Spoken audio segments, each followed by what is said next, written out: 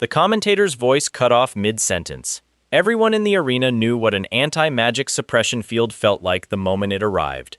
It spread outward from the Death Knight's armor plate. Slow, visible, inevitable, like cold pressing in under a door. Hunters with energy-based abilities registered it first. Whatever they had gathered in their hands simply dissolved. Flames died. Stored lightning scattered and was gone. Weeks of steady internal buildup wiped clean in the time it took to exhale. Korea's top-ranked hunters had walked back to their starting positions the moment that field reached them. Not from weakness, from the clear understanding that fighting inside suppression without energy abilities was not a match. It was a demonstration of the wrong kind. The classless hunter standing across from the Death Knight did not walk back. He rolled his left shoulder once. He moved his right foot, settling his weight the way a man does when he finally finds solid ground after a long walk across loose terrain. He looked at the Death Knight with the mild attention of someone reading a sign they haven't seen before. The commentator found his voice again, but the certainty had gone out of it. He said the man had no class, that a classless hunter's only tools were minor purchased skills, and suppression had just dissolved those. He said the match should already be over. The classless hunter stretched his neck to one side. He waited. That was the detail nobody in the arena could account for. Not that he was still standing. The fact that he looked more settled now than he had 30 seconds ago. More patient, as though the suppression field had stripped away something he had never needed in the first place. Nobody present had a framework for what they were watching. They were about to need one. The day had started cleanly, with a fire mage. The Sun Festival was the managed version of the war that Dawn and Twilight had been running for years over dungeon rights, regional contracts, and public standing. It ran like a sporting event. Sold out seats, broadcast deals, guild analysts in commentary booths, corporate logos on every flat surface. Match results moved money and reputations, and both guilds understood this even when they pretended otherwise. Twilight's opening representative was a fire mage with a well-known name, not at the top of any national ranking, but inside the band where people described you by technique before mentioning your guild.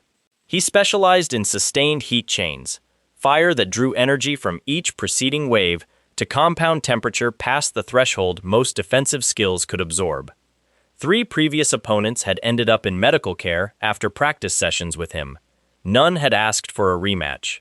Dawn's representative had no details on the broadcast board. No class, no level. Just a guild name. Unlimited. 1 registered member. No prior match history. The crowd assumed it was a marketing decision.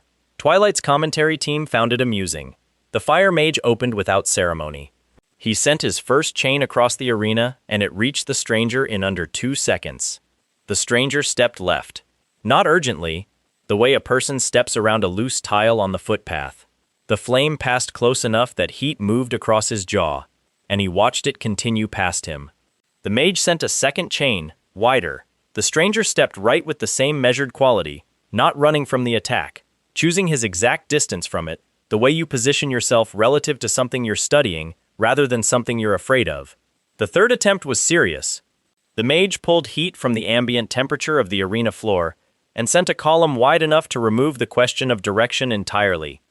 This was the technique that had ended 11 previous matches, several before the target had fully registered what was happening. The stranger moved through the outer edge of it. Not around, through the margin, using a body positioning and weight distribution that the crowd argued about in the stands for several minutes afterward. He came out the other side with a scorch mark on his left sleeve and nothing worse, 3 steps closer than he had started. He covered the remaining distance in 2 more, a single open palm strike to the sternum, quiet and exactly placed. The fire mage sat down on the arena floor with his eyes somewhere distant, not unconscious, just receiving information his brain hadn't yet organized. He was not badly hurt, he was simply done. The crowd didn't cheer immediately. They were still trying to identify the technique. Twilight sent the Death Knight. He was the correct answer to the situation, a specialist built for opponents whose strength came from energy ability. Slower than a pure combat class, but carrying defensive output that most offensive builds couldn't directly pierce. The anti-magic suppression field was his defining tool, the reason teams fielded him specifically against mages, priests, anyone who needed active skill output to function. Against a classless hunter with no real skills to speak of, fielding him was excessive. The commentators said so on air, in the patient tone of people explaining something obvious to a slower audience. The field arrived. The stranger rolled his shoulder, adjusted his foot, waited. The Death Knight moved in with the efficient ground coverage of someone who had fought in full plate for decades. Every motion stripped of waste, the economy of a specialist. He drove a gauntleted fist at the stranger's jaw, the kind of strike that settles high-level matches before they fully develop. The stranger tilted his head back. The fist went through empty air. He turned his hips, placed one foot precisely, and drove an elbow into the seam between pauldron and breastplate, the structural gap that armor design creates and that most hunters never think to target, because hunters don't study armor the way a craftsman or an old soldier would. The sound was dense and immediate. The Death Knight staggered 2 steps. The arena was quiet. The suppression field was still active.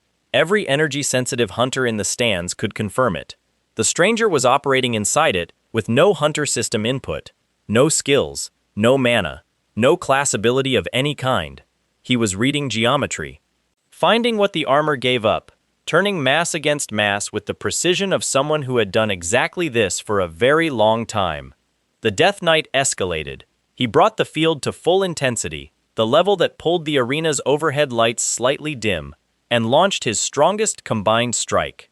Both fists, full momentum, aimed at center mass, the technique that had broken a reinforced concrete column during a guild demonstration. The stranger moved 3 feet to the right at the moment of maximum extension, placed his palm flat against the outer side of the knight's forearm, and redirected the force downward. The Death Knight's own momentum carried him into the arena floor.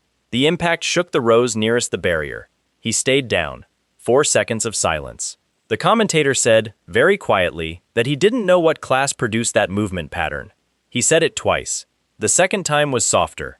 At the bottom of the broadcast feed, unchanged since the match began, the scoreboard still read, Class, None. The crowd understood they had watched something that didn't fit any category they possessed. They were right about that. The category they needed didn't exist in Korea's hunter records. It existed in a world that appeared on no guild database, and had been built across 140 years that no registration office had ever documented. He had been an unremarkable young man when he disappeared. No hunter class. The system existed but hadn't crossed his life in any meaningful way. A younger sister named Yuna who arranged ceramic animals on her windowsill by color and had firm opinions about the correct sequence. Parents who were alive and ordinary. An outstanding promise. An amusement park trip for Yuna that had been postponed for the right weekend, for 2 years running. He never kept it. Whatever moved him from Earth to the Murim world gave no warning and no explanation.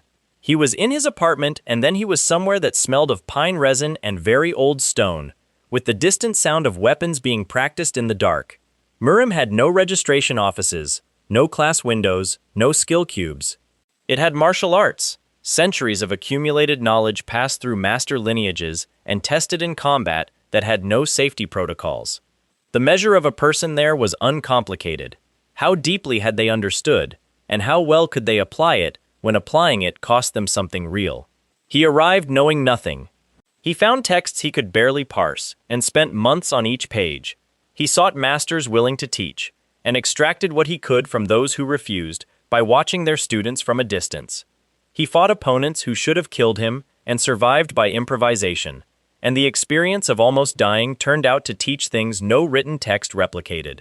He kept count of the years through the first decade. After that, the number had grown too large for counting to feel like the point.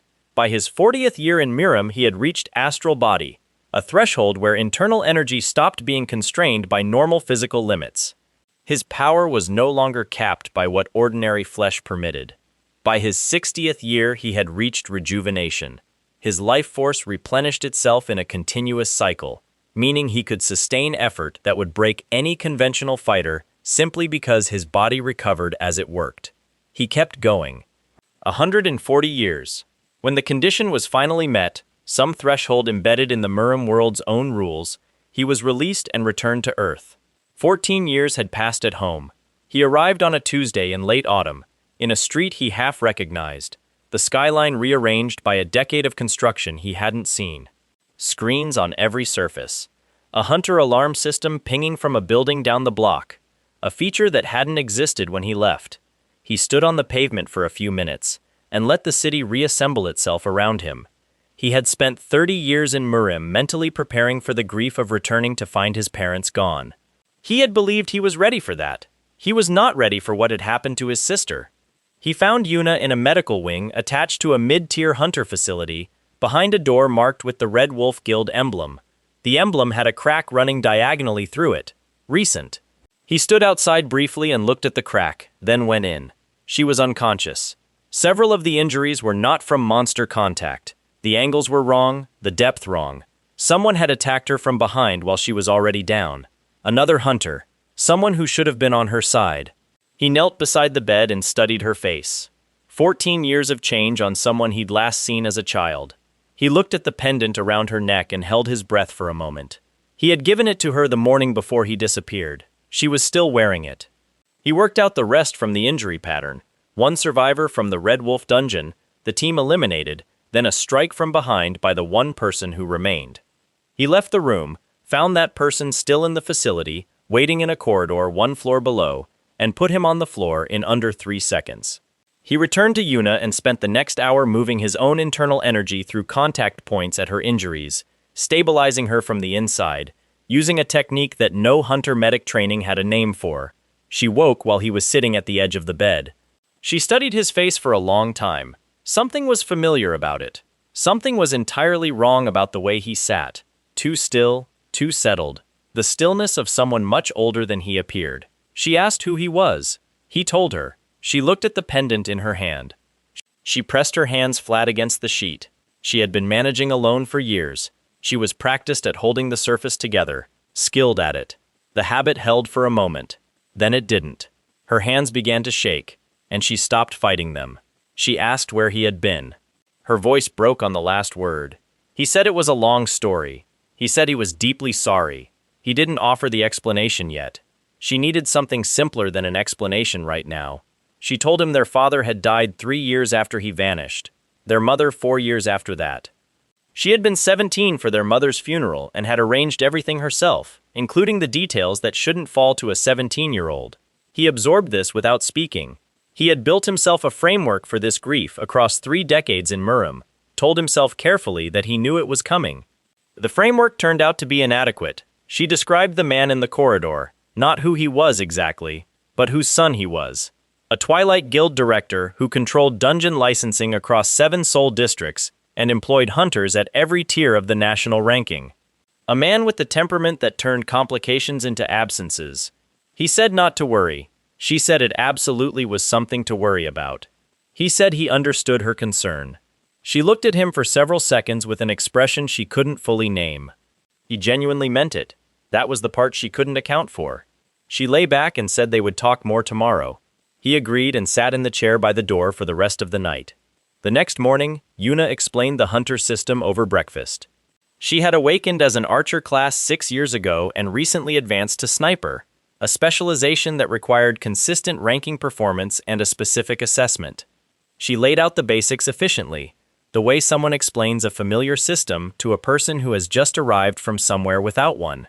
6 base classes: warrior, defender, mage, priest, archer, assassin. Each had its natural development track, its inherent skill profile, its built-in growth path. Kill monsters at appropriate difficulty levels, accumulate experience, level up, gain new abilities. The system was consistent and well documented. It had made hunting manageable and measurable for most people. She explained classless hunters last. A classless hunter received nothing automatically. No progression track, no inherent abilities, no natural development path. To acquire combat skills, they had to purchase them, skill cubes, each containing 1 distilled ability. A functional combat cube cost the equivalent of several months of a guild hunter's income. High-tier cubes approached a year. She pulled up his status window on her phone, a contact scan she had run at the hospital out of ingrained guild habit, and showed him the readout. Name, guild, class, none. He read it for a moment. She watched his face and found a reaction she hadn't expected. Not frustration, not disappointment, something close to mild amusement. The expression of someone who has received a technically accurate description that is entirely beside the actual point. She asked what he thought about it. He said the classification was understandable, given what the system was designed to measure. She set down her chopsticks and said that was an unusually calm response to being told the system considered him essentially worthless. He picked up his bowl and said the system had not yet had the opportunity to form a properly informed opinion. Yuna stared at him for a moment.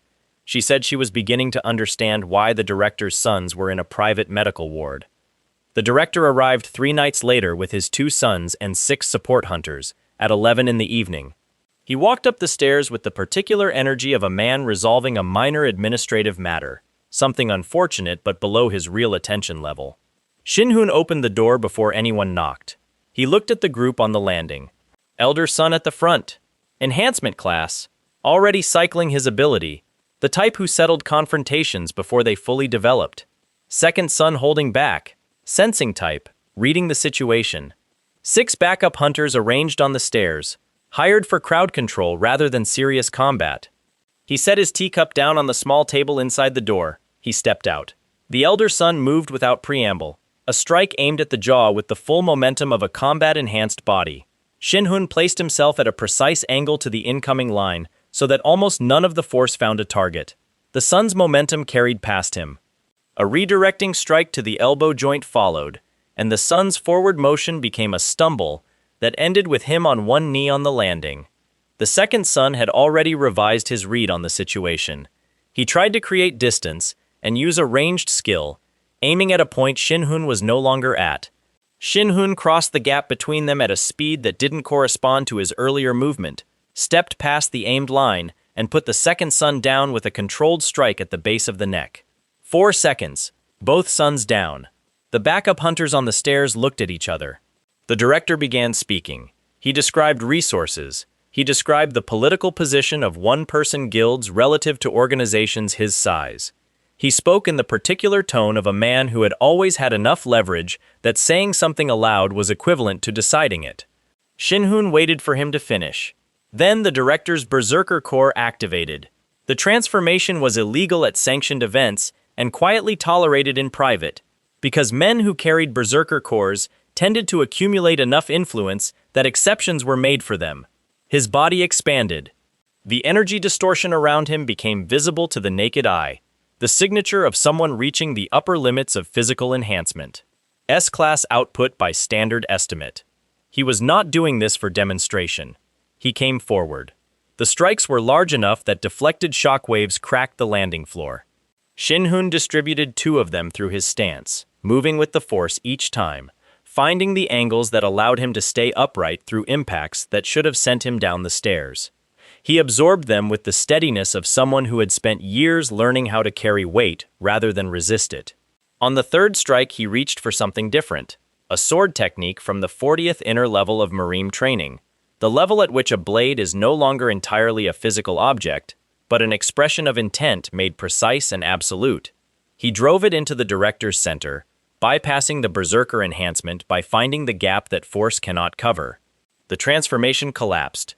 The director went down and stayed there, breathing in shallow pulls. Shinhun went inside, picked up his tea from the table, and drank what was left. Yuna came home 10 minutes later. She had said she would be back by 10. She came up the stairwell and stopped. She stood at the edge of the landing and looked at the state of things, and then at her brother through the partially open door. Her expression was the face of someone who has just understood that they had been reading a situation incorrectly for several days. She had been planning to explain how things worked here. She had been planning to help him avoid mistakes he wouldn't understand he was capable of making. She came upstairs slowly, stepped past the figures on the landing, and went inside without comment. 20 minutes later, she came back out and said she wanted him to teach her to fight. Not to become something dangerous, she clarified. She wanted to make sure she could never be taken from behind again. She wanted to be strong enough that no one could reach her from that position while she was already down. He said he could do that. She asked how long it would take. He said it depended on her. He said she had a better foundation than she probably realized. The body awareness that came from years of archery training. The developed instincts of someone who had survived genuine combat more than once. Those things were worth building on. She didn't answer immediately. He had said it the way he said everything else, flat and direct, without softness attached. Not a compliment designed to make her feel better, an assessment. She decided to believe it and said she would start the next morning. The deputy leader of Dawn appeared on a Thursday. She was leaning against the building wall when Shinhun came down for his morning walk, a coffee cup in hand, civilian clothes that fit with the deliberateness of someone who thought carefully about such things. Pink hair, vivid against the narrow street. She watched him come through the entrance with the concentrated attention of someone finishing a long research process and moving to the verification stage. She introduced herself as the deputy leader of Dawn and said she had questions about the Sun Festival and the director incident. He looked at her. She carried herself the way serious practitioners did. Compact, balanced, nothing wasted. Every angle available without visible preparation. He recognized something underneath it. Something specific to Murim. He asked whether she had spent time in another world. She held her coffee cup with fractionally more care for just a moment. She described a dimensional space she used for evaluation, separate from ordinary reality, accessible only through her own ability, a controlled environment for testing what public records didn't accurately show. She said she wanted to understand his actual capability level, because the medical reports from the director incident didn't correspond to any registered skill profile. He asked what she was proposing. She said a demonstration, her space, her terms. He considered it briefly. She watched him with the particular steadiness of someone who had not yet lost a fight she set the conditions for. He said he was free that afternoon. She smiled. The professional warmth from her opening was gone from it. What replaced it was sharper and more specific, the expression of someone who has found a problem that genuinely interests them. He had no detailed information yet about what she was capable of inside that space. Based on the way she stood and the way she spoke, he suspected the afternoon would not be a formality. There was something in how she had described the dimensional space, her ability, her terms, that suggested she had walked into it confident many times before. He found, with some mild surprise, that he was looking forward to finding out. The dimensional space looked like practice. That was the first observation. How much effort had gone into making it appear casual. A large gray floor, stable lighting from no visible source, and a ceiling high enough that vertical movement became a factor. Gia stood at the far end with her hands loose at her sides and her coffee cup gone, replaced by nothing, because nothing was what she needed. She had worked with Korea's top-ranked hunters. She had built Dawn's internal combat assessment process from the ground up over 7 years, drawing from her own experience and the records of every significant match in the guild's history. She had fought 13 hunters inside this space. 11 had walked out understanding something specific about the gap between their public record and their actual capability. The remaining 2 had performed better than expected. None had walked out unchanged. She moved when he reached the midpoint. The style was Murim, specifically, an assassination lineage that prioritized speed and angle over direct force. She came in at the angle that put maximum distance between her approach and his facing direction, a technique designed to arrive at the point of contact before the target's body could complete the turn that defensive awareness demanded. He turned, not because he detected her movement early, because he had spent 40 years in Murim learning that assassins using this lineage favored that exact angle relative to north-facing opponents, and his feet adjusted before the decision was conscious. She flowed into a second approach before the first was fully committed, then a third, reading his reaction speed and recalibrating while still in motion, the genuine mark of someone who had internalized the style rather than learned its fixed patterns. She wasn't executing a sequence. She was testing a material to find where it gave. He stayed even with her through 4 exchanges without countering, watching her footwork, reading the way her weight moved a fraction before the direction changed. She stepped back. Her breathing had not changed. She said he had studied that lineage. He said he had studied the master of it for about 12 years, at a respectful distance. Something shifted in her expression. Not surprise exactly, but a specific recalibration. She pressed both hands together at chest level, and the dimensional space folded inward slightly. The lighting became something colder. The floor developed a faint resonance. Shadow dance. The environment turned hostile. Unpredictable movement channels opened in the space between them, points where her motion could exit and re-enter across several planes at once, arriving from angles that didn't correspond to any approach she had visibly begun. The ability turned the space itself into a weapon. Against most opponents, The first successful contact happened within 3 seconds of activation. She launched into it. 4 distinct lines of approach, existing simultaneously, each one capable of arriving first, depending on how a target responded to the others. Shin-hoon went still. This was the old technique, the one his teachers had not taught directly, but that the experience of surviving enough impossible situations had eventually installed on its own. When the number of variables exceeded the useful capacity of analysis, stop analyzing. Let the body find the geometry. 140 years of accumulated contact with dangerous movement had built something in him that operated below deliberate thought. It read patterns at a level that language couldn't reach. He moved through the first line, stepped around the second. The third arrived from a direction that violated ordinary spatial logic, and he deflected it with the back of his forearm, redirecting the force into the fourth's approach path, which collapsed the fourth before it resolved. He placed his right hand flat against her sternum. Light pressure, no strike. He said that was the third style, and that he thought she might have a fourth. She stepped back and the shadow dance closed around them. She looked at him the way a person looks at a long addition when they've finally found the error. She said she did have a fourth. She chose not to use it. He waited. She said it was destructive at close range in a way that would redecorate the dimensional space, and she had grown attached to its current configuration. He said that seemed reasonable. She sat cross-legged on the gray floor with the deliberateness of someone who needs a moment and is not embarrassed to take one. She said she had assumed she would need roughly 5 exchanges to establish the gap between them. She said the actual gap was considerably different from the direction she had assumed. He sat across from her. She asked about Dawn. Not the politics, she would come to that, but whether he had any interest in working within a structure larger than one person. He said the answer depended on what working within that structure required him to give up. She said that was a question she had heard before, but not phrased in quite that way. He said most people asking it were trying to determine whether the structure was worth their time. He was asking whether the structure would require him to act against what mattered to him. Those were different questions. She thought about that for a moment. She said Dawn would not ask him to work against his sister, his investigation, or his independence. She said what Dawn needed was his presence at particular moments and his willingness to operate under the same general direction when their interests aligned. He said that sounded like an alliance rather than a recruitment. She said she had a document for exactly that framing. He registered a guild. The system returned the same information it always did. Name, no class, no level of meaningful record. Guild, unlimited. Members, 1. She read the registration on her screen and said it was either the saddest guild page in the Korean Hunter database or the most dangerous one, and she hadn't yet decided. He said either outcome suited him. She smiled with a fraction more warmth than the previous one. It was the expression of someone who had stopped treating the conversation as a professional engagement and had started treating it as something she was personally interested in.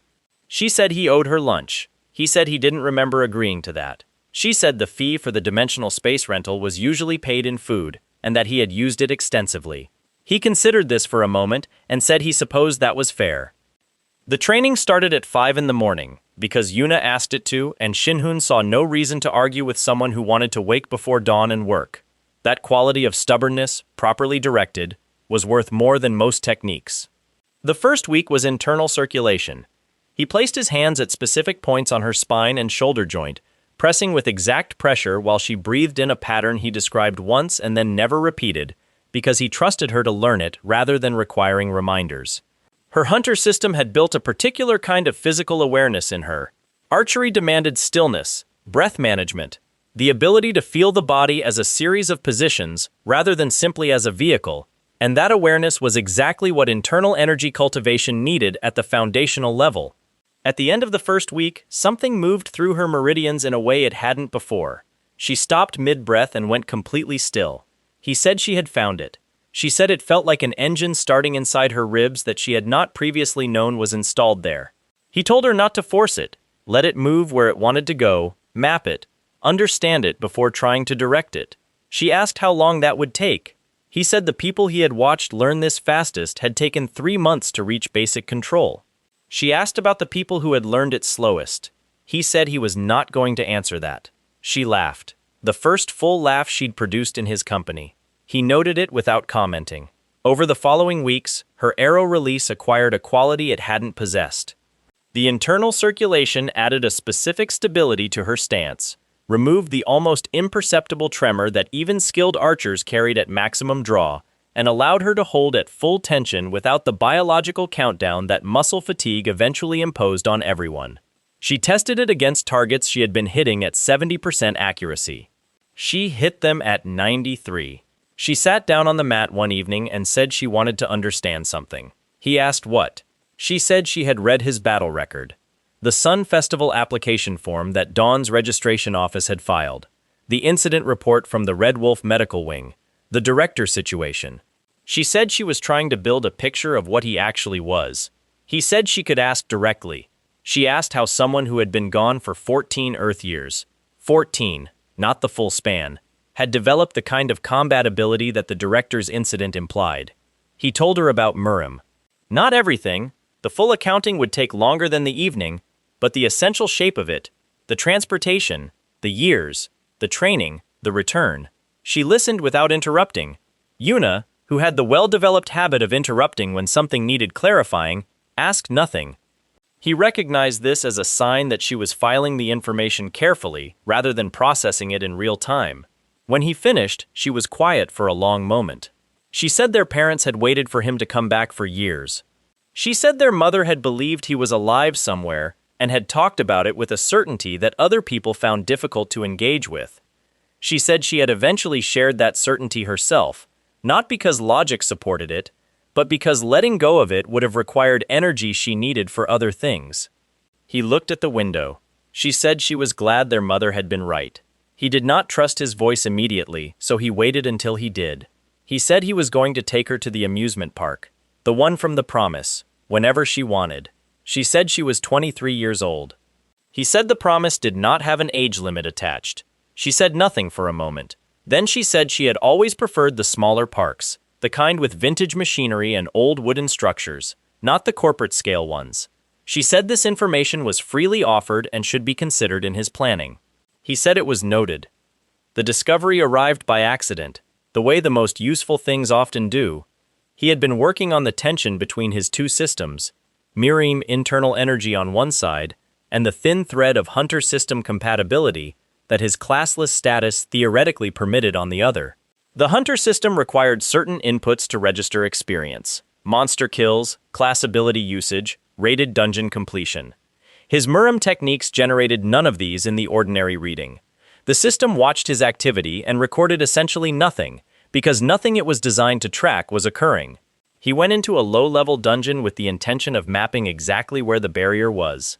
The dungeon was rated for hunters around level 12, the kind of accessible training ground where people brought newly registered hunters to test class skills. The monsters were standard issue: shadow wolves, stone crawlers, a mid-tier golem guarding the terminal chamber. Easy arithmetic by any guild's count. He cleared the shadow wolves using a precise strike pattern and checked his experience window. 0. He tried a purchase skill cube, a basic combat enhancement, the cheapest kind, because the more expensive ones felt like a strange investment given his current situation. He activated it, struck a shadow wolf, checked again. 1 point of experience. 1. He spent the rest of that floor testing combinations. Direct physical strikes. 0. Murim internal energy output. 0. Purchased skill. Direct application. Registered. Purchased skill. Modified through Murim technique. 1 point. Murim generated passive effect. Applied through a skill framework. Registered. The barrier wasn't between martial arts and the hunter system. It was in how the system categorized the source of an ability. If the input came through a skill, the system counted it. If it came through his Murim training directly, the system couldn't see it. The solution was indirect. He needed skills that could function as containers, abilities that the system could track, while the actual power flowing through them came from his Murim foundation. Passive skills rather than active ones. Skills that measured effect rather than input. Skills that said, in the system's language, this person strikes hard and the blow registered, without specifying the machinery behind the hardness. He sat in the dungeon's second chamber, while a stone crawler watched him from 12 feet away with the blunt uncertainty of a creature that had never encountered something it couldn't categorize. He acquired 3 passive skills from Dawn's support stock. Jia had arranged access without asking for a specific explanation, which he appreciated. Movement efficiency, impact multiplier, endurance chain, all passive, all measuring outcomes rather than sourcing inputs. He activated them in the same space where his Murim internal circulation ran. The system registered, not 1 point, a full combat-grade experience calculation, based on strike output that the passive skills could measure, even though they couldn't see what was driving it. He checked his level window. The number was moving. He cleared the golem with 3 strikes, and watched the experience bar fill at a rate that didn't correspond to the dungeon's rating. The system was calculating against his actual output, which the passive skills could now partially see, not against his nominal status. He sat in the terminal chamber for a few minutes. His astral body generated internal energy continuously. His rejuvenation replenished life force in the same continuous cycle. These 2 systems, fully active together, meant his power source didn't deplete the way normal hunters' mana did. A high-level mage who ran a skill at full output for 30 minutes would exhaust their reserves. He would not. The cycle restored what he spent in approximately the same interval he spent it. By routing this through hunter system skills, even passive ones, he could apply that endless output to the system's progression framework. The ceiling on a normal classless hunter was financial. They could only become as capable as they could afford to purchase. His ceiling was somewhere he couldn't currently see from here. He walked out of the dungeon. The stone crawler watched him leave with evident relief. Jia spread the Sun Festival briefing across the coffee table in Dawn's planning room and said he should understand what he was walking into. The festival structure was controlled conflict. Dawn and Twilight each nominated representatives for bracketed matches. The outcome determined revenue rights and regulatory influence over a set of dungeons whose combined value amounted to more than most guild annual operating budgets. The stakes were political, but the mechanism was combat. Observers from national media, international guilds, and several government offices attended every year. Twilight had nominated its strongest available fighters. The roster she placed in front of him included a fire mage with a chain combustion specialty, a cold energy controller with a rated classification in the upper S range, and a guild-level fighter whose documentation listed 17 uncontested victories in rated matches. She said Dawn wanted him as a representative. Not the primary. That position went to a senior fighter with a public record who could absorb the pre-match commentary. She wanted him as the unknown variable. He asked what constraints she was placing on what he could show. She said she wanted him to use hunter system skills where visible, rather than pure Murim technique. Not to hide his strength, everyone paying attention would understand that his strength was unusual, but to keep the exact nature of it ambiguous for as long as strategically useful. She said a mystery had more long-term value than an explanation. He considered this, and said that the anti-magic Death Knight who had faced him at the festival entrance had already demonstrated for everyone present that the suppression field had no meaningful effect on his fighting style. She said yes, and she planned to let people speculate about that for several more months. He said that was efficient. She pulled up the broadcast schedule and showed him the bracket. His first match was against the Fire Mage, the same man whose technique he had already studied at the festival entrance. She said Twilight would almost certainly escalate from there. She asked if he wanted to see the tactical files on the other opponents. He said it was probably not necessary. She set her pen down and said she would appreciate if he occasionally performed the minimal courtesy of appearing to need preparation, because it made her job as a strategist easier to justify. He said he was happy to review the files. She said that ship had sailed. He picked up the briefing anyway and read it carefully, because she had spent time on it, and that deserved the equivalent attention from him. She watched him read with the expression of someone who hadn't expected this and wasn't sure what to do with it. He handed it back and said the cold energy controller had a pressure release mechanism in his dominant hand that probably meant his defensive posture was weaker on the left side than his match record implied. She took the briefing back slowly. She said that was not in the file. He said it was visible in the video footage from his 17th match, at the moment when the third-round opponent forced him right. His left foot went wider than his stance template suggested. The adjustment was so minor that it had apparently not appeared significant to whoever wrote the file. She looked at the footage timestamp. She said she was going to need him to come to more briefings. He said he could do that. She was quiet for a moment. Then she said something about the Heavenly Warrior. Not an update or a revelation, just the name, as a kind of threshold to step across. She watched him carefully when she said it. He looked up from the table. She said she had known about the Heavenly Warrior organization since before Dawn's current leadership structure existed. She said she had not known, until recently, that its reach extended into Muram.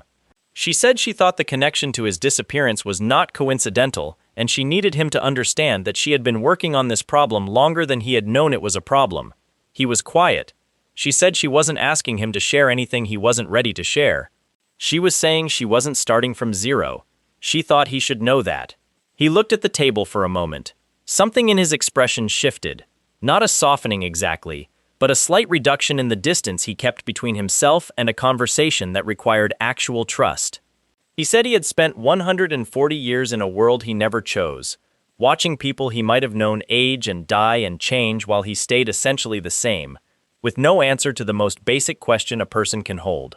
Why did this happen to me? She said she knew. He said he intended to find the answer, and that when the answer arrived he intended to do something with it. She said she would be there when that happened. He nodded. It was a short nod, the kind that doesn't require language around it. She picked up the briefing again and said the cold controller's left side weakness should stay between the two of them until she'd figured out the best way to use it. He said of course. She said there was a ramen place 3 streets from Dawn's registration office that was worth an hour of his time. He said he had the hour. She said she was going to call it lunch and not a mission briefing, regardless of how the conversation developed, and that he should prepare himself accordingly. He said he was beginning to understand the way she operated. She stood and said he was a fast learner for a man his age. He followed her out, and the planning room's overhead light reflected off the silver edge of the briefing folder she carried. The one with the gold marks for Dawn's most sensitive intelligence. The folder that had 2 sections he had not been shown yet. The sections marked with a single character, Heavenly Warrior, flagged urgent, dated 3 weeks before his return to Earth.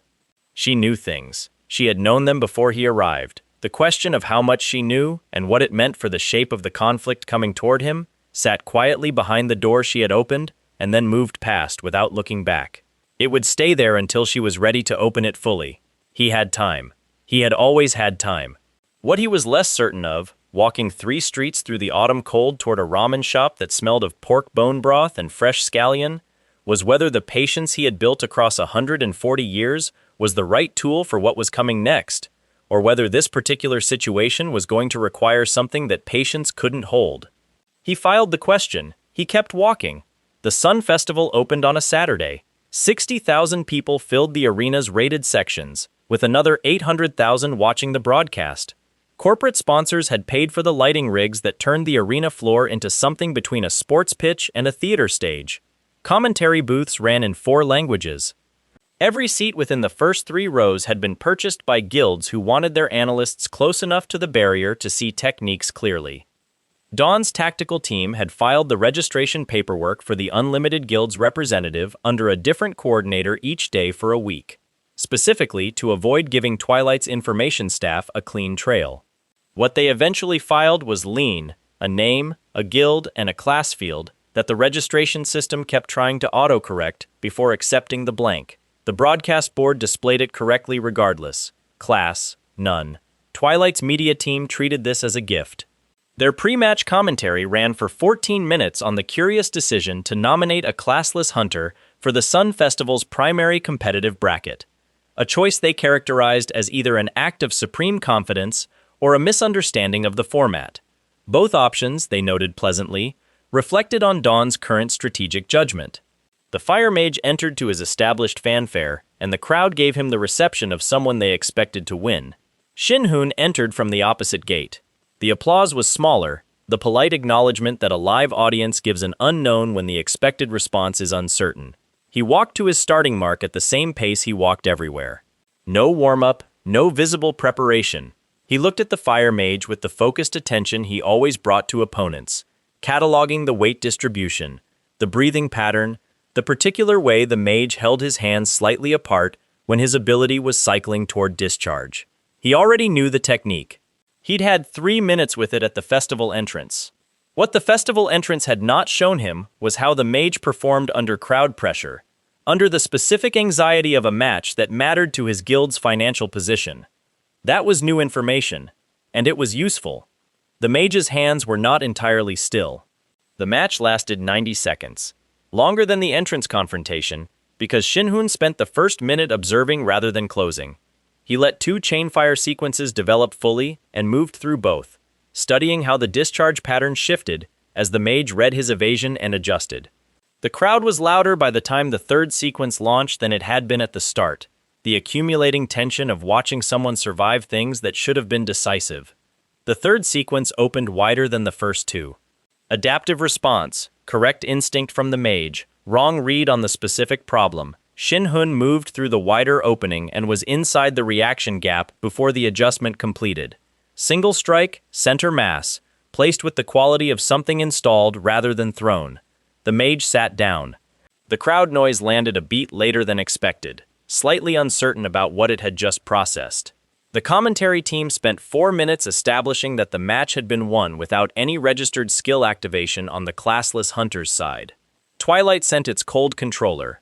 His name was Bak Jiseon. A rare public ranking document listed him at the upper tier of current Korean hunters, with 17 consecutive clean victories and a defensive output that had historically turned opponents' strongest attacks back on them through a technique that crystallized energy on contact, transforming incoming force into mass that he could then redirect.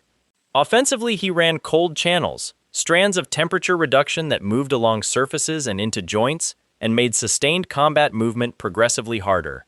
He had studied the entrance confrontation footage between the nomination announcement and the match. He had identified that the unknown hunter did not use registered skills. He knew about the anti-magic field. He had constructed an approach that did not depend on any of his opponent's abilities being energy-based, because he had correctly concluded that assuming energy dependency was a losing framework for this particular problem. He was the most prepared person Twilight had nominated. He was working from incomplete information, which was not his fault but was still the relevant fact. He opened with cold channels along the arena floor, temperature reduction spreading from his feet outward, crystallizing the surface at a rate that would compromise footwork within 30 seconds.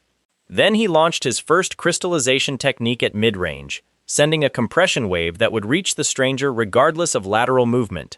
Shinhun's left foot came down on the crystallizing surface, and his internal circulation pushed warmth through the contact point, preventing the adhesion that Bak was expecting. His feet moved as freely at 20 seconds as they had at the start. Bak sent the crystallization wave.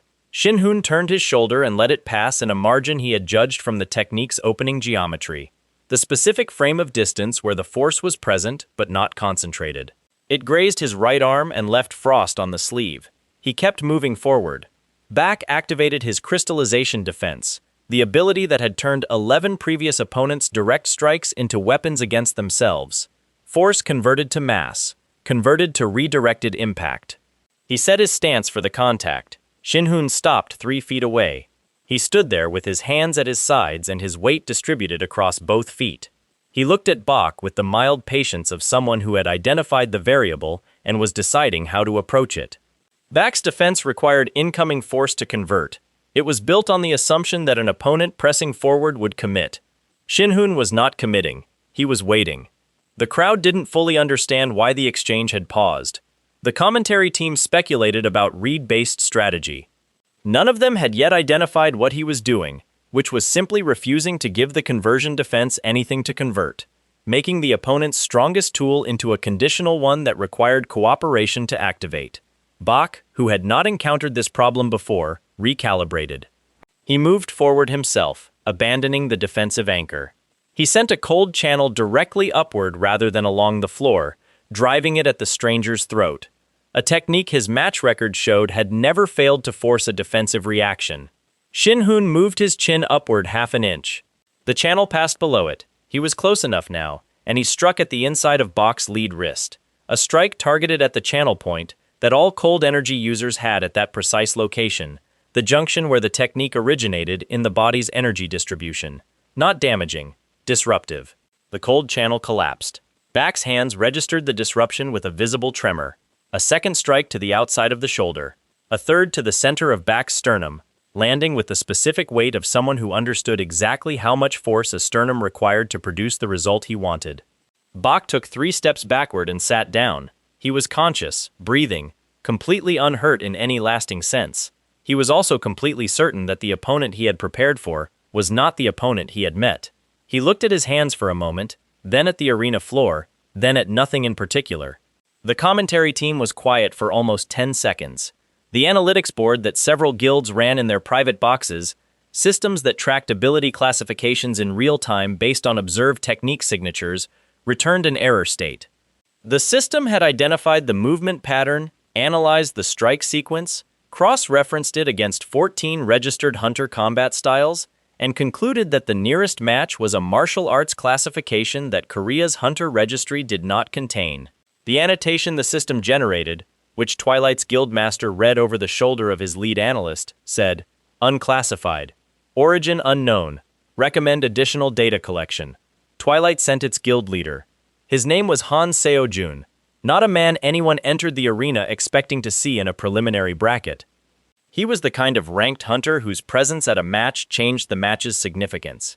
He carried an enhancement class with a specialization that extended the physical enhancement effect into a perception layer, allowing him to track and anticipate movement at combat speed in a way that normal enhancement fighters couldn't access.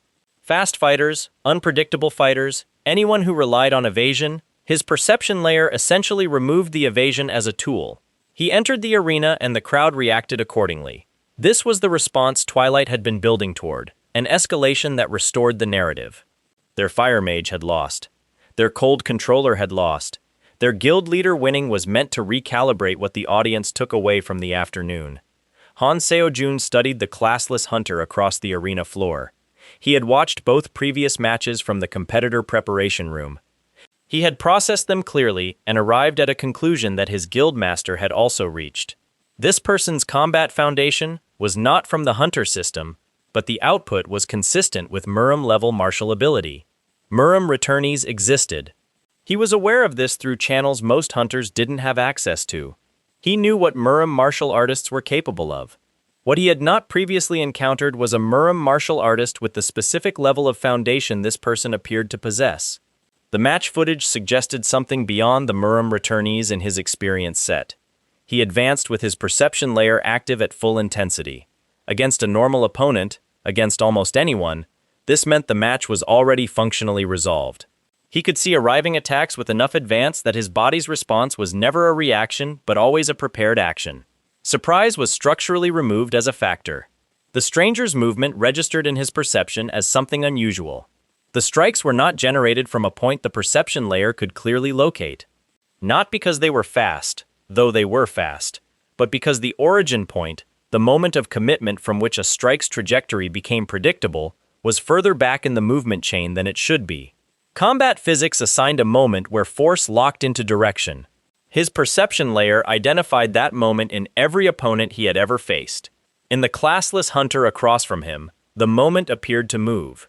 Not randomly, that would have been easier to manage. It moved according to a logic that his perception layer kept trying to predict, and kept arriving at slightly late. A martial discipline he didn't recognize was doing something with the commitment structure of each technique that his ability was designed for a different input set to handle. He landed 3 strikes in the first 30 seconds. All 3 were deflected with a contact quality that turned them outward rather than absorbing them. Efficient use of his own force against his own lines. He went to his strongest technique, full enhancement output, perception layer extended to maximum range, a combined strike that moved at the speed his rivals described in their internal assessments as effectively unavoidable. Shin-hun stepped into it. Not through it, not away from it. Into the center of it, at the specific angle that existed inside the technique's maximum force radius, where a person standing at exactly the right distance from the geometric center was not struck but also not out of range, the margin that existed because physics required it, and that no opponent of Han Seo-jun's had ever occupied, because identifying it required reading the technique in real time at a level no perception-based hunter class could replicate. 140 years of reading techniques in real time, not with an enhanced perception skill, with the accumulated instinct of someone who had survived that problem so many times that surviving it was simply what his body did. Han Seo-jun registered the empty space where the impact should have landed. The counterattack hit him before the registration completed. He went down. He was not badly hurt. The strike had been calibrated for termination of the match, not injury. He lay on his back on the arena floor and looked at the ceiling lights for a moment, and something in his expression moved past professional recognition of defeat into something older and quieter. He was a Murim-connected person. He knew what he had just encountered. He had known it from the second exchange.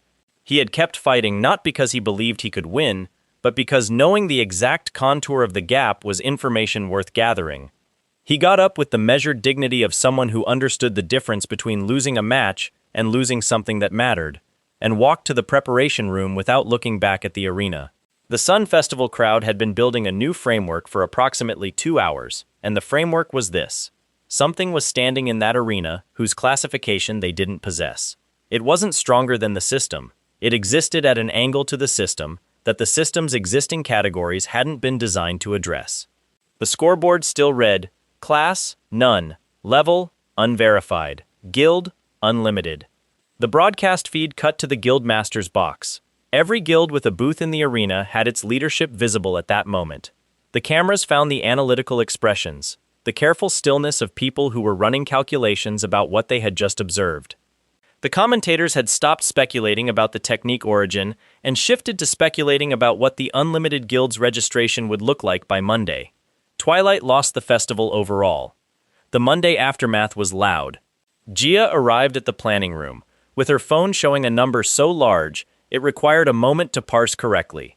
Applications, inquiries, and media requests directed to the Unlimited Guild through Dawn's administrative contact since Saturday afternoon.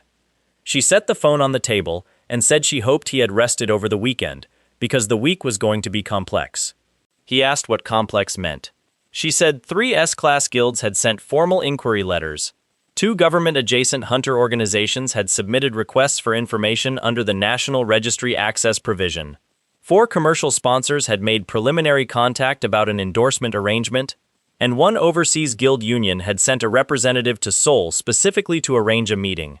He looked at the phone number. She said Twilight had put out a statement characterizing the festival outcome as atypical and expressing interest in a formal partnership discussion with the Unlimited Guild. She said the partnership discussion framing had a specific meaning in guild political language that amounted to an offer to make the problem they'd experienced go away by bringing it inside their organization. He said he was not interested in a partnership discussion with Twilight.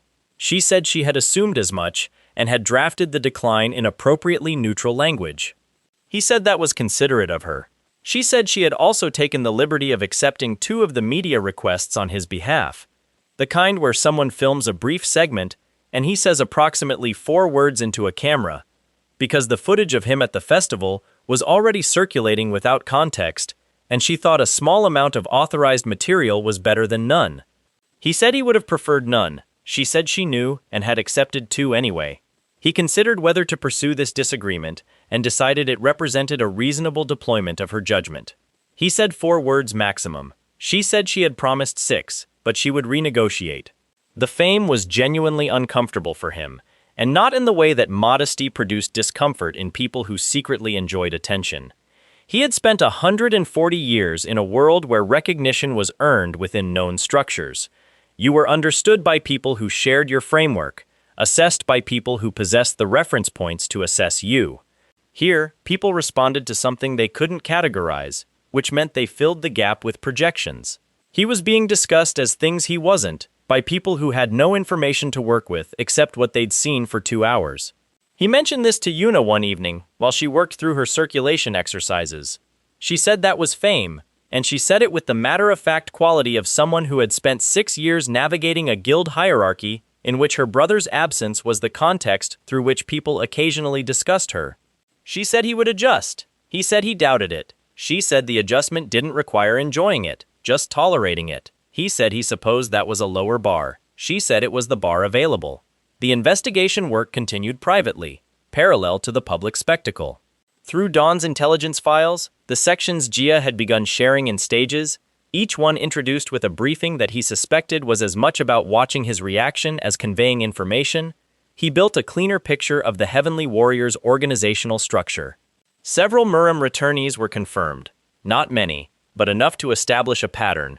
People who had been transported to Murim and returned, most of whom had made contact with an organization calling itself Tenjo, before or shortly after their return. Tenjo connected to something older and less visible, an ideology built around the Heavenly Warrior, the god of heavenly war, and a particular interpretation of why certain people were sent to Murim and what they were supposed to become. He had been sent there. The ideology suggested this was intentional. He did not discuss with Gia what he felt about this possibility, because the thing he felt was not something that benefited from discussion. It needed to sit where it was and be carried at the correct weight until the moment arrived to do something with it. She gave him a file on Ti-Hoon. He read it carefully. Ti-Hoon was a guild master with connections to the Heavenly Warrior organization that predated his current position by at least a decade. He had returned from Murim. He was powerful, not at the level the festival opponents had been, but within striking range of that tier. He had restructured his guild's internal organization in ways that matched known Tenjo operational patterns. He had, based on 2 separate intelligence threads, been present in the planning discussions preceding the dungeon incident that nearly killed Yuna's team. Shin-Hoon read that paragraph twice. He set the file down flat on the table. He did not move for approximately 30 seconds. Then he picked it up and continued reading. Jeju Island's representative arrived in Seoul on a Thursday, carrying a formal request from the island's guild union, and the specific contained anxiety of someone who has traveled a long distance to ask for help they're not certain they'll receive. Her name was Lim Cherry, and she led the island's mid-tier hunter coalition, a structure built from 6 independent guilds who had negotiated a cooperation agreement 3 years earlier when it became clear that Dawn and Twilight were beginning to extend their dungeon access reach toward the island's most valuable territory. She spread a map of Jeju's dungeon distribution across the table in Dawn's meeting room and explained the situation in the flat language of a person who had stopped softening it. The island had 17 active dungeons. 3 of those had recently shifted danger ratings upward by 2 full tiers without the warning cycle that normally preceded a rating change. 2 others had developed internal anomalies, sections that didn't correspond to their original surveyed layouts, doorways to chambers that hadn't been there on the previous clear. One had produced a portal fragment, a small, sealed rift that the island survey team had documented and immediately evacuated around, because none of them had the expertise to evaluate what it meant. The island's coalition did not have veteran hunters at the tier required to handle the 3 upgraded dungeons. They had submitted a request to the National Guild Authority for supplemental hunter deployment.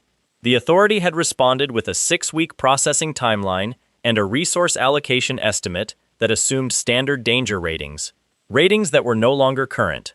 The gap between what the dungeons required and what the island could field was 6 weeks wide and getting wider. Dawn and Twilight had each made contact expressing interest in supporting the island's operations. The support offers came with operational partnership terms that Lim Carey had read carefully and declined, because the terms essentially transferred dungeon access rights to the supporting guild as a service fee. She said the island's coalition wanted independent support. Someone who could handle the dangerous dungeons without acquiring the dungeons in the process. She looked at him across the table. He asked about the portal fragment specifically, where it was located, what the survey team's documentation showed, whether there was any indication of active energy movement through the sealed rift. She opened a second folder. The survey documentation was thorough. Location data, energy reading logs, visual records. The fragment was in the terminal chamber of the dungeon, with the most significant rating shift. The energy readings showed periodic pulses, not constant, but regular enough to be a pattern rather than decay noise. He looked at the reading intervals. Something about the pattern was familiar. He had seen periodic pulse signatures in Murim, specific to structures that connected one region to another, channels built through the landscape over centuries of cultivation. The interval on the survey document was longer, but the fundamental shape was the same. He said he would come to the island. Lim Cherry said the compensation offer was modest relative to what top-tier hunters typically received for equivalent risk. He said that was fine. She said she wanted to confirm. He understood that Twilight had affiliated assets on the island, that their interest in the dungeon territory was almost certainly connected to the dungeon anomalies, and that what started as a dungeon clearance operation might become something more complicated. He said he understood. She looked at him for a moment with the expression of someone who had prepared for this meeting to be harder than it was, and was now adjusting to an unexpected outcome. She said she would make the arrangements. Yuna, who had been sitting at the end of the table reviewing a training log and quietly listening to everything, said she was coming too. He said the dungeons were rated beyond her current level. She said she was aware, and she was coming too. He looked at her. She looked back with the particular quality of stillness she had developed over the training weeks. Not aggressive, not defensive, simply decided. He said she would stay at the staging area during high-tier clearances. She said she would evaluate that on a case-by-case basis. He said that was not what he had said. She said she had heard what he said and had provided her response to it. Lim Chayeri looked between the two of them with the expression of someone who had just understood something useful about the structure of this particular working relationship. He said fine. Staging area for the high-tier dungeons, and she would not negotiate the definition of high-tier with him. Yuna said that was reasonable. He said he knew she thought it was reasonable because she had already decided that 3 of the 17 dungeons qualified under whatever definition of high-tier she was currently operating with. She said she had no idea what he meant. He said he had known her for 48 days. He had also been reading people for 140 years. She closed the training log and said she would pack light. The ferry crossing took 37 minutes, long enough for the morning mist to fully burn off Jeju's coastline and reveal the particular green of the island's interior. Mountains inland, pale water near the shore, the smell of salt and volcanic rock that belonged to this place and nowhere else in Korea's geography. Shin-hoon stood at the ferry's forward rail and looked at it coming closer. He had not spent time near the ocean in his years in Murim. The landscape there had been inland and mountainous, close to the texture of practice.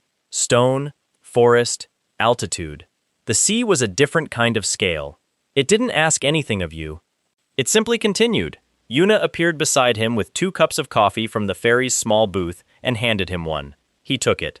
She said she had run the portal fragment's energy reading interval through a database of known dungeon anomaly signatures the previous night, before packing, and had found nothing matching.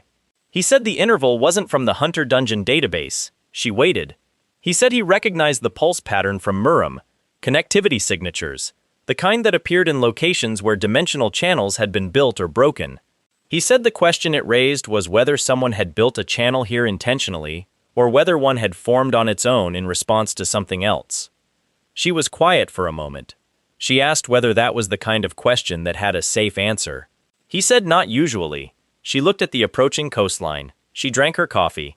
She said she wanted to be there when they went into that terminal chamber. He said no. She said she had expected that and had simply wanted to be on record as having asked. He said noted. She finished her coffee and said the island had a famous pork bone soup tradition and that they should eat before the first dungeon, because she had found through experience that people who skipped meals before dangerous operations became irritable in ways that complicated coordination. He said that was a reasonable operational principle. She said she had developed it specifically to justify eating before dangerous things, and he should not examine it too carefully. He finished his coffee. The ferry horn sounded as the dock came into range. A long, flat note that traveled out across the water and came back from the rocks as something slightly different. Ahead of them, somewhere inside the island's green interior, 17 dungeons waited in various states of mutation and wrongness.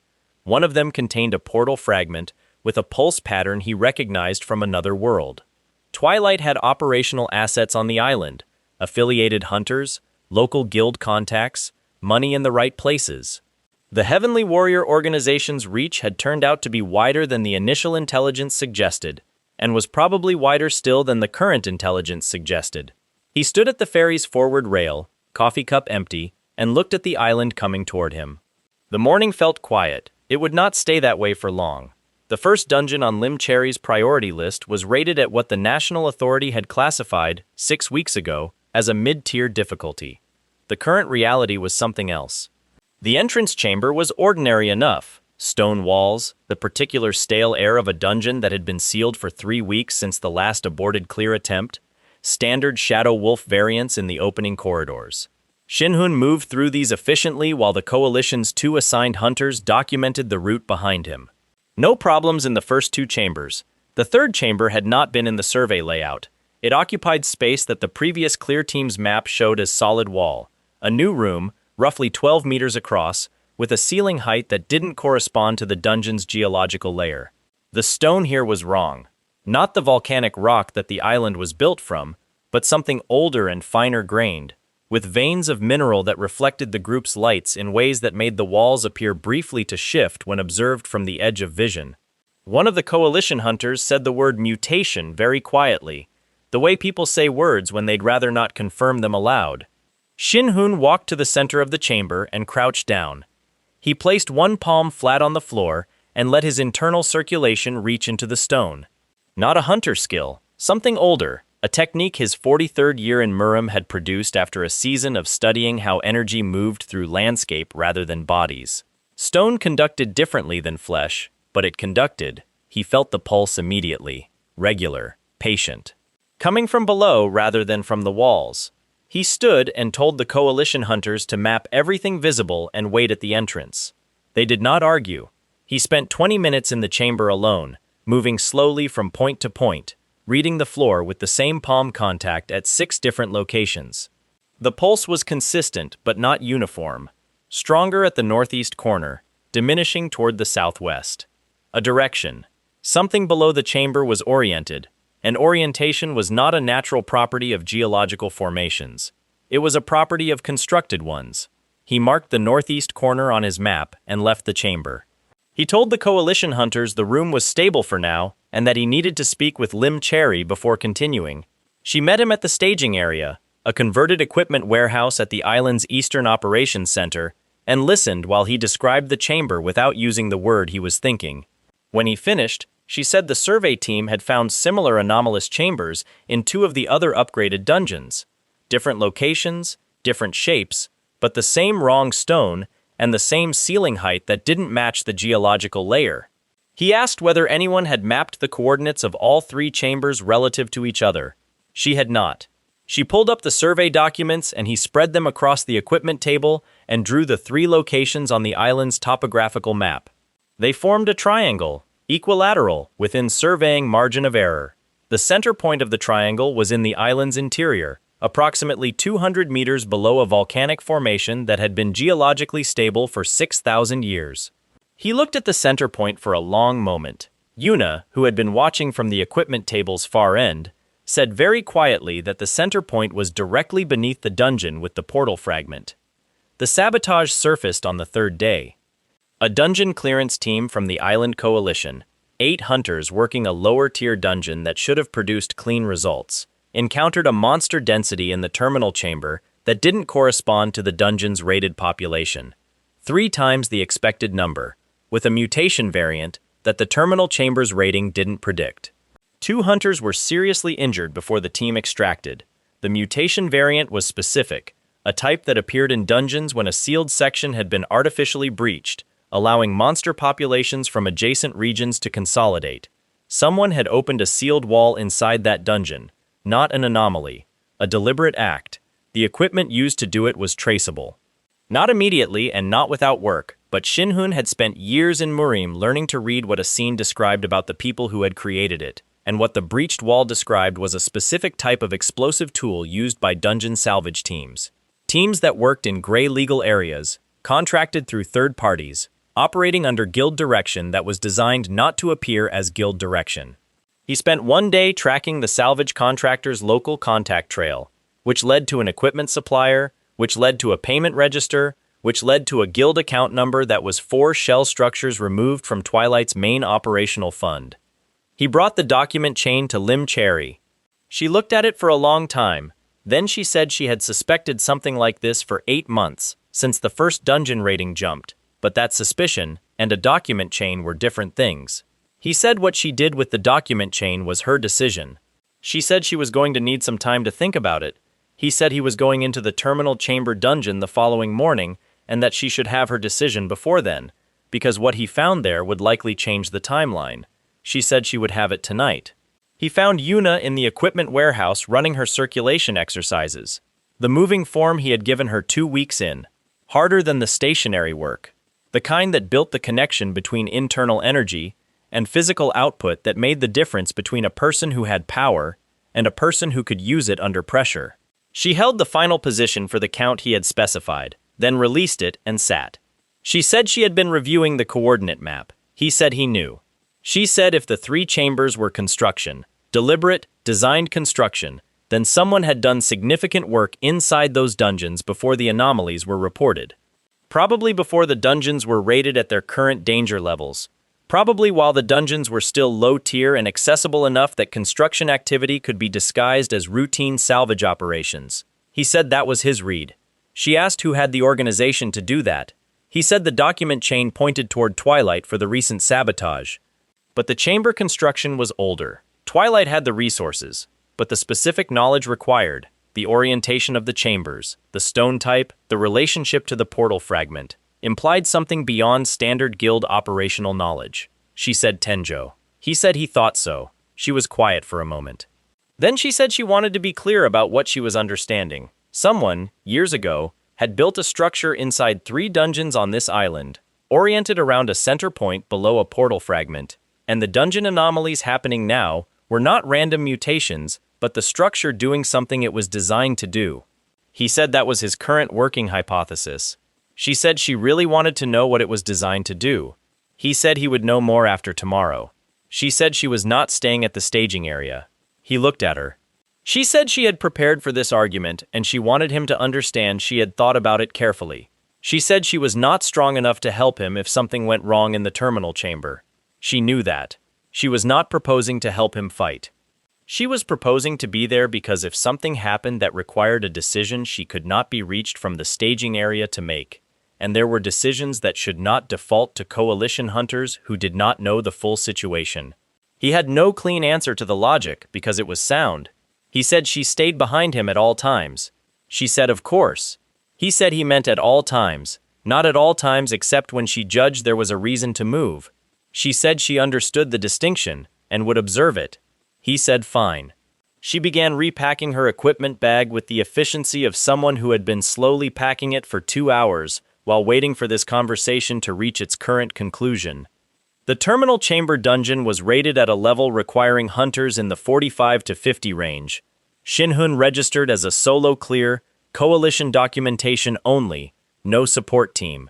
Yuna walked in behind him, and the registration desk recorded her as an observer attached to the Unlimited Guild, because Lim Cherry had arranged the paperwork the previous evening after making her decision, which had turned out to be that she was going to do everything the right way, now that she had the document chain, and doing it the right way meant having someone present in that terminal chamber who could verify what was found there. The dungeon's standard chambers were harder than the previous ones. Mutation variants throughout, the population skewed toward types that required sustained energy output to manage effectively. Shinhun moved through them at a pace that the Coalition's external monitoring team tracked on their instruments and discussed in uncomfortable tones at the staging area. He cleared each chamber completely. Not selectively, not by finding a path around the obstacles, completely, because incomplete clearances left variables. He was 2 months into building his hybrid progression system, and the experience generation was running at rates that the system's progression tables hadn't been written to anticipate. Yuna stayed behind him and did not move without instruction. She was observing. At the 4th chamber's edge, she made one quiet comment about the mutation variant's left side clustering pattern, which was a pattern she had noticed before he raised it, and he filed that without comment because she was developing a combat read that was worth keeping track of. The terminal chamber was large, roughly 30 meters across, ceiling higher than the dungeon's consistent level, the same signature as the anomalous chambers in the other dungeons. The stone was the same wrong material. And in the center, hovering at chest height, sealed inside a containment framework that the survey team had built around it 3 weeks ago, the portal fragment. He walked to it. The pulse was immediate and strong here, not the attenuated reading he'd gotten through the floor of the other chamber, but direct contact, full signature.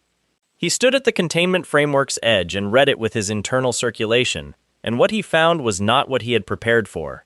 The fragment was not a natural rift. It was a terminus, the end point of a constructed dimensional channel. Something had been building a pathway from another location toward this point, and the pathway was far enough developed that the terminal structure was already present. The pulse was the channel breathing, drawing toward completion. He turned and looked at the chamber walls. The stone here wasn't just wrong in type. It was functional. The veins of mineral he'd seen in the other chambers were denser here. A network, like a circulatory system, connecting floor to walls to ceiling in a pattern that matched the orientation he'd mapped from the three anomalous chambers combined. Someone had built a dimensional arrival point inside this dungeon. They had built it over years, using the dungeon's obscurity as cover, and it was close to finished. He asked Yuna to photograph everything. She already had her documentation running.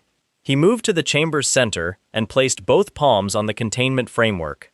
The channel on the other side was not empty. He did not fully describe what he sensed on the other side of the channel to Yuna on the way out. He described enough. The channel was active, there was organized presence beyond it, and whoever had built this structure had built it to receive something, not merely to observe. She said organized presence. He said yes. She said that was a way of saying something was waiting on the other side. He said it was. She walked the dungeon's corridor for 30 more seconds without speaking. She said they needed to close it. He said he agreed, and that closing it correctly required understanding its full architecture first, because a channel destroyed at the terminus without disrupting the source would simply rebuild the terminus. Slower, but it would rebuild. She said so they needed the source location.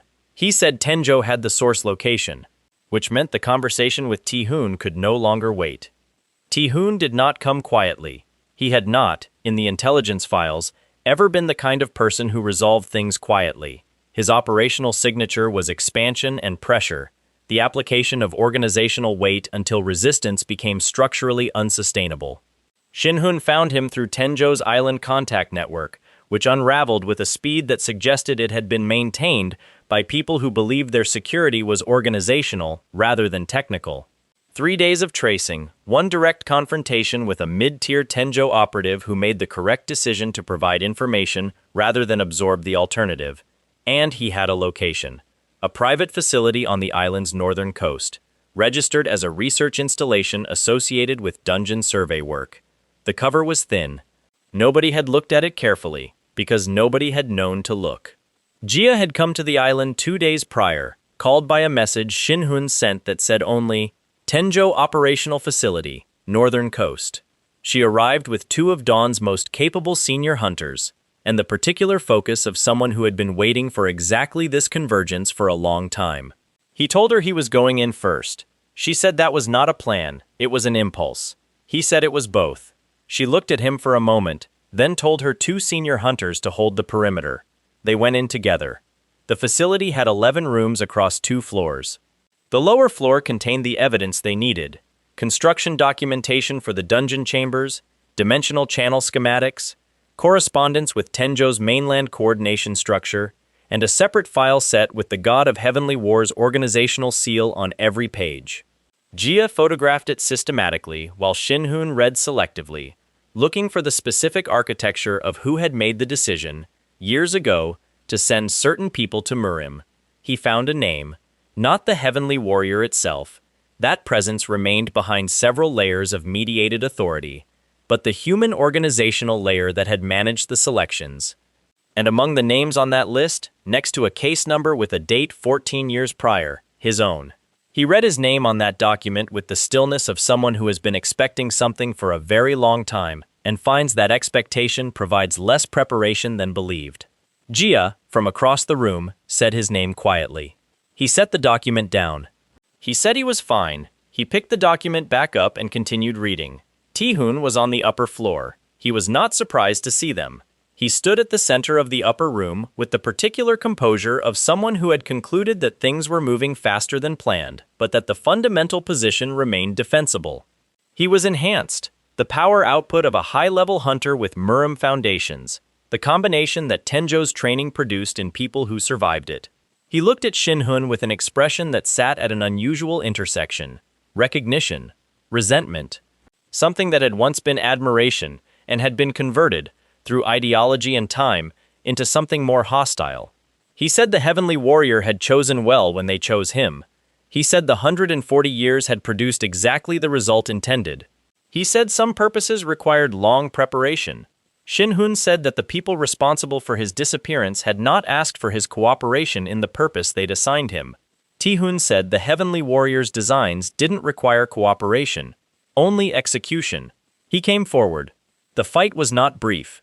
Ti-hoon was the hardest opponent the Island Arc had produced, combining enhancement class output with Murim internal technique at a level that the Sun Festival opponents hadn't carried. He struck with the force of someone who had also spent years learning to turn combat experience into refinement. Shinhun absorbed the first 3 exchanges without countering, reading Tihun's Murim foundation, which school, which master, which period. The style was recognizable. He had encountered its source lineage in Murim, a tradition that prioritized overwhelming force accumulation over technical precision, power over structure. On the 4th exchange, he stopped absorbing. The difference between a martial artist who prioritized force and one who prioritized structure became clear in the moment they made direct contact at full output. Structure found the gaps that force generated. Force, by its nature, required commitment, and commitment left geometry exposed. He put Tihun down in 7 strikes. Not gently. Tihun was too dangerous for gentle, but not permanently. He was breathing, conscious, and badly hurt. Sitting against the facility wall with his enhancement ability collapsed, and his Murim internal circulation disrupted at the main junction point. Tihun looked up at him. He said the Heavenly Warrior would complete the design regardless. He said dimensional channels, once built to sufficient depth, had their own momentum. He said Shinhun had closed one terminus. The network had others. Shinhun crouched in front of him and said he would like to know where the others were. Tihun said the Heavenly Warriors organization had existed for longer than either of them had been alive and would exist long after this conversation. Shinhun said he had 140 years of patience and was willing to use it. Tihun said nothing further. Jia said the documentary evidence already covered most of the secondary locations. She said they should take what they had and move, because the perimeter situation was developing. He stood. He looked at Tihun for one more moment, not with anger exactly, though the anger was there, had always been there, would need to find its final address eventually, with the specific focus of someone who has taken one step in a long sequence and is already calculating the next. They left the facility. Twilight's guild structure on the mainland did not survive the document release intact. Lim Cherry's decision to do things correctly meant the evidence went to National Guild Authority through proper channels, and the evidence was comprehensive enough that the authority's investigation produced results within a month. 3 of Twilight's senior operational directors were suspended pending review. 2 subsidiary guilds dissolved rather than endure the inquiry. Twilight's public position became untenable in the way that only comprehensive, well-documented operational exposure could make it. They did not fall entirely. Organizations of that size absorbed significant damage before structural failure. But they fell enough. The eventual merger negotiation, with Dawn, was conducted by people on both sides who understood that the alternative was slower and more painful. Dawn absorbed the viable assets. The unified structure became something without a clean name for several months before the administrative language caught up. Shinhun was not involved in the merger discussions. He was involved in something else. The dungeon anomalies did not stop after the Jeju facility fell. They expanded. Reports came from the mainland. 3 separate dungeon systems developing the same wrongstone chambers, the same misoriented ceiling heights. A survey team in the southern region found a portal fragment larger than the Jeju terminus. A government-affiliated hunter team attempting to enter a newly rated S-class dungeon in the eastern corridor encountered something inside the first chamber that caused an immediate full extraction and a classified incident report that nevertheless reached Dawn's intelligence structure within a week. The dimensional channel network was not dependent on Tihun's organization. It was larger than Tihun's organization. He had been one operational layer. The Korean government's Hunter Regulatory Authority made contact with Unlimited Guild's administrative address, which was still technically Jia's planning room desk, a situation neither of them had corrected, and requested a formal meeting. The meeting included 3 government officials, 2 senior military-adjacent hunter commanders, and 1 person who spoke for an international body that Shinhun did not recognize until Jia quietly explained during a break that it coordinated between governments on classified dungeon events. The government's position was uncomplicated. They needed him specifically, could not compel him legally, and were prepared to offer support structures that might otherwise take years to build independently. He said he needed to think about it. He thought about it for 2 days. He said yes, with conditions. The conditions were his independence, Yuna's inclusion in any operational briefings that touched on her safety, and full access to government-held documentation on the Heavenly Warrior organization. The third condition produced a pause that lasted most of an afternoon before the government representative said they could arrange most of it. He said most was insufficient. The representative said all of it could be arranged. He said that was better. The demon activity started as dungeon anomalies always start, quietly, at the margins, where the reports didn't quite connect to each other because the people writing them were in different regions with different command structures, and no one had yet assigned the task of reading all of them in the same hour. The first confirmed demon incursion was a village in a rural district near an S-rated dungeon that had been showing wrong stone anomalies for 3 months. The incursion team was not large, 7 entities, classified as demon type by the Government Hunter Authority's emergency assessment, carrying an energy signature that matched neither standard monster classification nor any hunter class profile. They were fast, organized, purposeful in their movement through the village in a way that random monster incursion from a dungeon breach was not. Shinhun was at the site in 4 hours. He had been briefed via Jia, who had been briefed by the government contact, who had been briefed by the regional authority, while the assessment was still ongoing. What remained of the 7 demons suggested they had encountered something unexpected when they encountered the village's hunter defense team and had escalated to a coordinated withdrawal, not a rout, a managed tactical exit. They had left because the tactical situation changed, not because they were overwhelmed. He read the site the same way he read the dungeon chambers, palms on surfaces, internal circulation reaching for the residue that activity left in a space. The energy signature of the 7 entities was coherent in a way that random dungeon monsters were not. There was intention in how they had moved, how they had departed, what they had left undamaged versus what they had specifically targeted. They had targeted the dungeon entrance structure, not the village. The dungeon. They had come from somewhere to reach the dungeon, not emerged from it. The campaign against the demon forces took months, and a toll that Shinhun measured in his allies rather than in his own condition. 3 of the government-affiliated hunters, who worked the early assessment stages, were injured in engagements he had not yet been deployed to when they occurred. One did not return from a dungeon operation in the Western District. He attended the memorial. He stood at the back and said nothing, because nothing he had to say was adequate, and inadequate words at memorials were a form of noise. The demon hierarchy became clearer as they captured and questioned. Not easily. Demon-type entities required a specific technique to question, one that Shinhun adapted from a Murim tradition of spirit reading. Modified through his hybrid system to work on consciousness types, his Murim teachers hadn't designed the technique to address. The first 3 attempts produced nothing. The 4th produced a partial result. By the 7th, he had a working method. The hierarchy had demon lords at its upper tiers. Each demon lord carried what the goddess, a divine entity Shinhun encountered through the dimensional channel network in its controlled sections, described as divine protection. A fragment of divine authority, granting the lord a specific power ceiling that made them categorically harder to put down than subordinate demon forces. The channel network they had been building from the other side corresponded exactly to the terminus structure the Tenjo organization had been building from this side. They had been building toward each other. The dimensional rift the coalition was now targeting was the meeting point. The assault formation moved in 3 groups. Jia led the eastern approach with 2 senior Dawn Hunters and the government's best-rated combat specialist. Shinhun took the direct line with 2 people he had worked with long enough to trust their decisions in changing conditions. A 3rd group secured the approach corridors against demon subordinate forces that the intelligence suggested would move to converge on the rift once the assault began. They had eliminated 2 demon lord tier opponents in the preceding weeks. Each one had required a cost, not from Shinhun, whose astral body and rejuvenation combination meant he could sustain output that should have been impossible, but from the people around him who could not.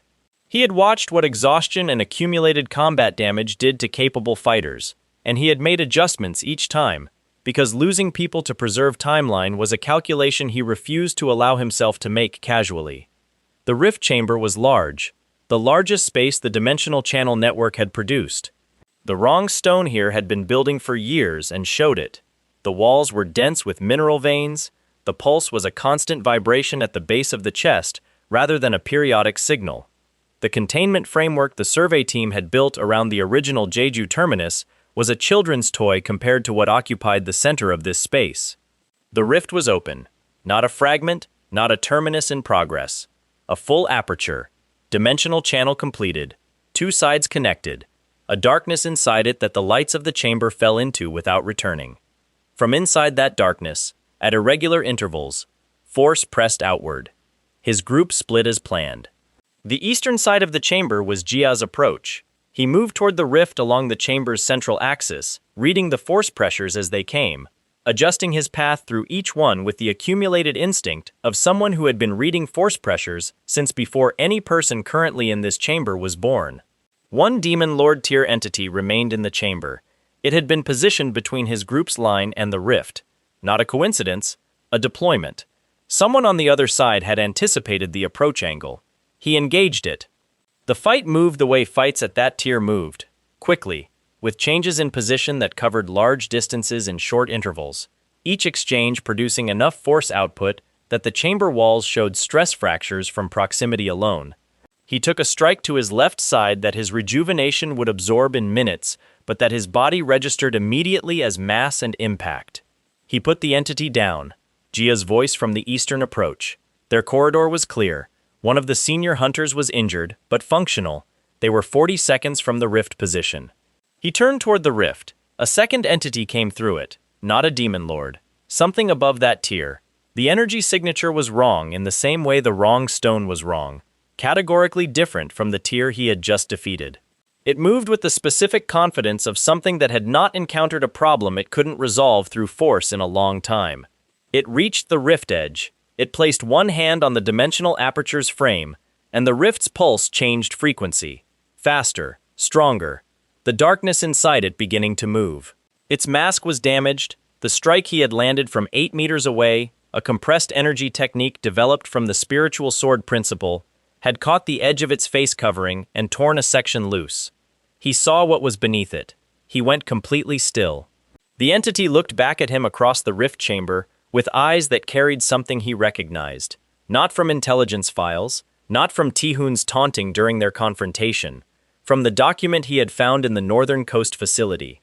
From a name he had read next to a case number with a date 14 years prior, the thing standing at the edge of the rift, with its hand on the dimensional frame, and the Jeju dungeon's pulse now responding like a heartbeat, was not a demon.